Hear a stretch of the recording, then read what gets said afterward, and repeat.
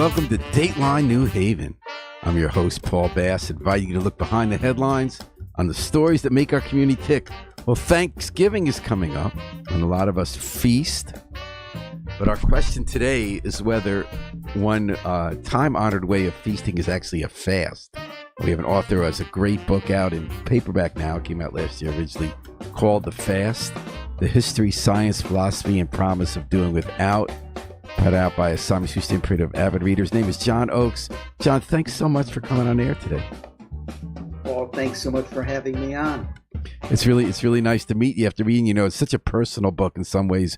When you read a book like this, you feel like you're hanging out with this person for hours and they're like alone, bearing their soul to you and all the thoughts going through their minds when it's like 2 a.m. and stuff. But it's a really great book. And but before I ask you the book, I wanted to ask you what you had for breakfast today.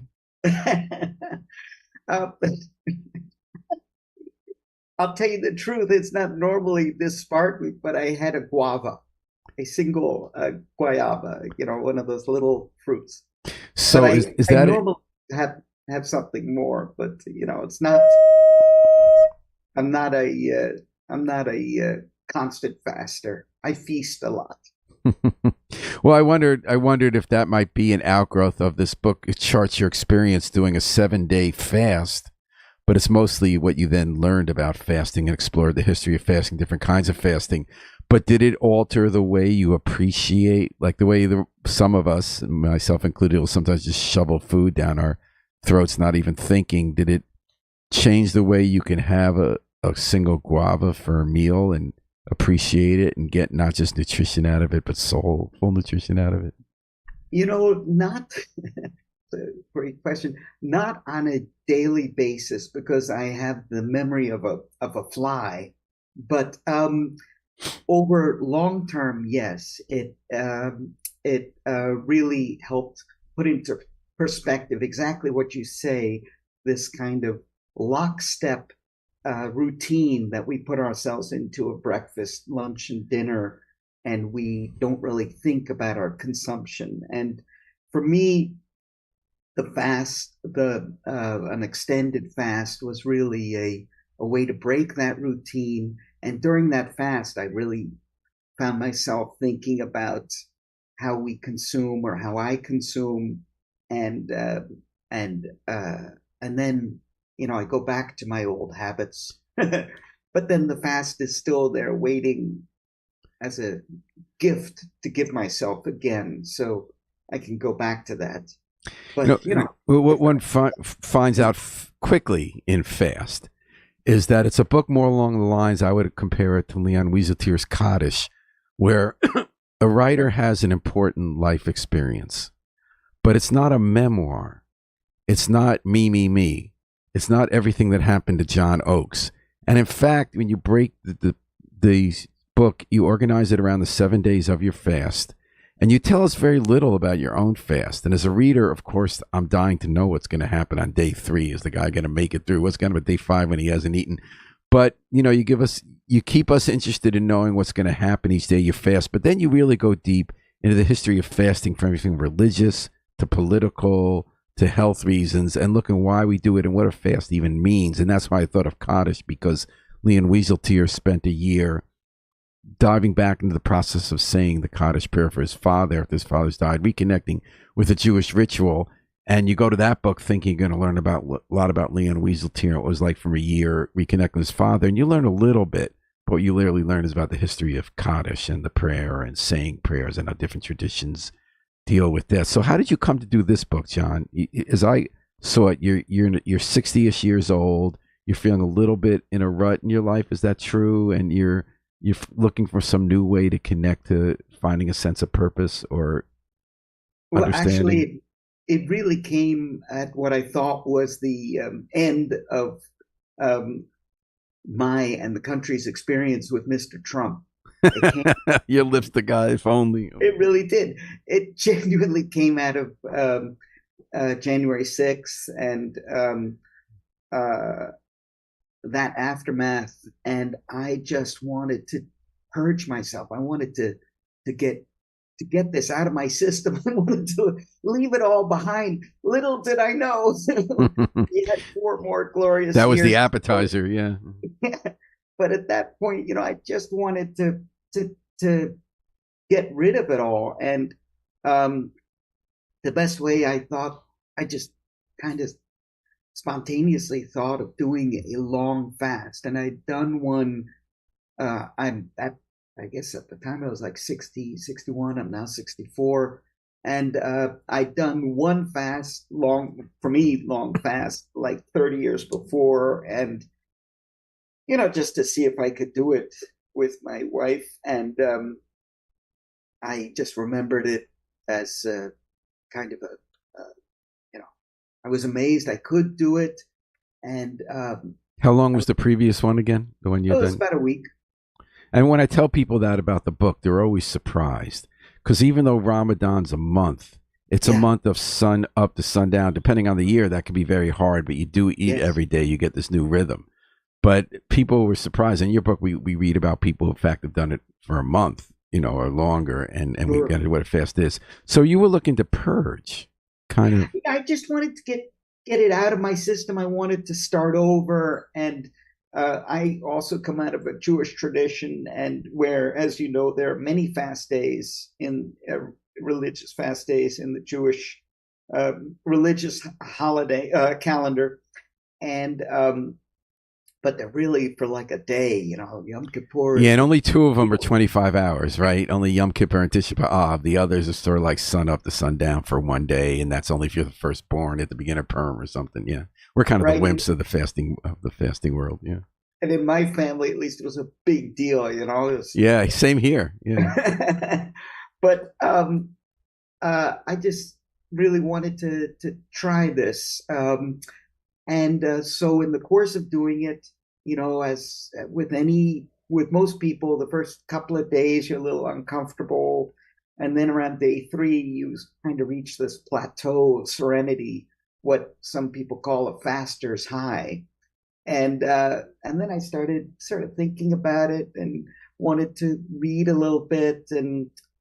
But as you know, there are a million books on fasting, but it's really about what it does for your body and how to do it and all that. But I really wanted to learn about the history of it and the philosophy behind it, because, as you know, it's all over. When you look for it, it's all over the place. It's basically a major component, this idea of withdrawal, of fasting in the broadest sense, of not taking all that you can, and of using that as a period of serious contemplation. You have that in every religion, whether it's Buddhism or Hinduism. About the only ones that don't do it are the Sikhs. And my theory with and Zoroastrians, you said. Zoroastrians too, but the Sikhs, kind of, they're a lot more Sikhs. And my thought is that that's really to differentiate themselves from the Buddhists on one side and the Hindus on the other. But the Sikhs might disagree with that. But so let's tell people the way you define a fast in the book. It's the decision to abstain. You're holding back. You're resisting the annual impulse. It could be hours. It could be days. It could be weeks. In your case, you did drink water and juice. Oh, yeah. In the Jewish tradition, we don't drink on the fast unless you need to survive. And but you even talk about like fasting from smoking. Some people fast from smoking, or a fast is really a more general way to say, here's something I do all the time, and I'm going to stop and reflect on why I do it. Correct? Yeah. In Lent, for example, or at least for people during Lent, it's just you cut out something like candy or meat or something like that. So it's, for me, it's a very personal. It's an assertion of agency over yourself. You define, and that's also, for me, one of the exciting things about it is this, how we each have it's a moment where we take control over our impulses, or at least some of them that we don't think about in the normal course of things. And we may get this a little later, but you talk about also the way sometimes fasts can be healthy. They can make good for our body, good for our mind. In other cases, it is this assertion of control that's very much linked to eating disorders, right? When you fast, when you feel you have no control, and you do that as a means of control for the pure sake of asserting control as opposed to some other purpose, correct? Yeah, and I'd say once you get into this thing of fasting without end, it's clearly it becomes an eating disorder. And I talk a little bit about that. I'm not trying to be a an expert on anorexia or anything like that, but I think that's an important when you're thinking about fasting. That's also an important consideration to have. It it shouldn't be so much about your body. It's I mean, it can be that, and of course, it's very healthy for you if you do it to a limited degree. But it's really the main thing is just this break in routine, and then you can go back to your old habits, your bad old habits, as I say, and but to give yourself, your mind and your body a rest, And and also doing, we look at it sometimes as doing without. I'm not going to have the meat. I'm going to give it the fish for Lent. But as you describe, and I've experienced something similar over the years, is that you're gaining something as well. yeah, That whether it's not just the high from day 3, it's appreciating that you can feel and experience what's around you in a way when you're not just mindlessly by routine being a cell derived organism. yeah, yeah, and it gives you an opportunity to appreciate this incredible, this numberless, this multiplicity of sensory inputs that we have all around us. I use the example of a lemon, coming out of it, and or in the middle of the fast. I think just the smell of a lemon, and uh, to function, you can't really constantly pause and appreciate, the way I guess only a baby can, each new sensation and pause and think about it. But the fast gives you that rest, and you get a little bit, I guess, of this baby's mind, and you permit yourself to when you come out of it, for a few days or weeks, there are these incredible tastes and smells, and And of course, that could also describe drug experiences and things like that. so yeah. And the book is The Fast by John Oakes, The History, Science, Philosophy, and Promise of Doing Without. I would actually say the act of reading this book is a very kind of quiet, peaceful, and rich experience. I felt like reading the book was sort of the best kind of fast. I was going to ask you before you came on, John, I asked if you wouldn't mind reading a passage, because I want to talk about that idea of quiet, and that quiet can be an assertion, quiet can be an active experience, quiet can be agency, quiet can be countercultural. And it's near the beginning of your book, you had a passage, and I thought you might want to read this passage from The Fast to kind of give our listeners a taste of that. Okay. It is easy to place loudness on the side of rebels. Noise distracts and disrupts, but so can silence. And silence carries a mystery, power, and permanence that noise can never match, for all its physicality. Silence is not nothing. The universe may have started with a bang, but stillness is the real hard work of ongoing creation. It is also a threat to the establishment. To rest in a dream space is a red brick through the glass window of capitalism, writes Tricia Hersey of the Knapp Ministry in her book, Rest is Resistance, a Manifesto. I want our intentional rest to scream at oppression on a bullhorn, then emerge soft and full. Unlike noise, silence is a cohesive unit. It's why we say that the silence is broken when noise intrudes. Silence descends like a blanket. It seems to me that living can also be quiet, and that the cultural debate over noise has more to do with perceptions of power, of needing to be heard. What is labeled noise and what is essential to living depends on who is doing the defining. Just as someone has a right to speak her mind, she also has a right to be quiet and to experience quiet. This argument has been going on for a long time. The elder Babylonian gods had their contemplation disrupted by the noisy younger Babylonian gods, who in turn were irritated beyond measure by their raucous creations, the humans, and so determined to rid the earth of their presence. The result was the flood, roaring like a bull, the clouds bellowing, the winds howling. And then the rainbow. John Oakes reading from The Fast, The History, Science, Philosophy, and Promise of Doing Without. So let's talk about the forms it takes. You go into depth about political protests. Yeah, Gandhi, the taxi drivers in New York or with Mamdani, they yeah, fasted, it got attention, they got results. yeah, But at other times, we're not sure if it works, right? And you talk yeah. about the Russian method, which I found really interesting because I didn't, my picture of especially Tsarist Russia, but the English suffragists who had the combination of responsive public, determined hunger striking activists, and a tradition of relatively free press enabled them to succeed with suffrage. But in other cases, you talked about the more mixed experience of Palestinian prisoners, where on the one hand, they weren't let go or conditions didn't necessarily improve, but their Israeli jailers made such a point of trying to get the message out that it didn't succeed that it almost makes you wonder whether they were heard and if it was about being heard. And then there's martyrdom, which you call a tempting pose, or you quote someone saying a tempting pose, where that's every time somebody wants something and saying, right now I want you to hear this, I'm going to fast and you're going to have to decide whether I die or not, that at some point people will tune out and it won't be Gandhi, coming up against empire. How do we draw that line? How do we know when fasting will make a political statement that will change something or have an effect? And when does it become narcissism? I would say, I think I'd be kind of comfortable saying you can't know. But it seems to be, it's, I mean, again, there's that power of agency. If you're put in jail, right, you can't stop someone from throwing you in jail, but then you can refuse to eat, for example.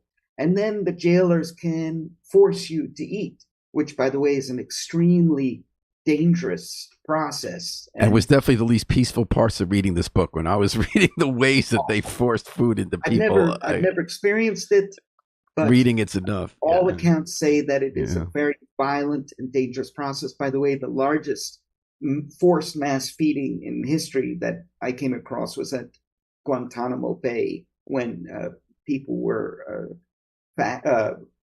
on hunger strike, mass hunger strike, and they were force fed, and a really terrible process. But and you can be force fed, as I say, in jail. They can make you take nutrients, but you do that, you bend the system and you force them to acknowledge you. But your question was really about the effectiveness of it. I think fasting has this universal quality of conveying a sense of purity. And I'm not sure I would say that people can, for example, Margaret Thatcher accused the IRA prisoners of basically of narcissism and said, let them die.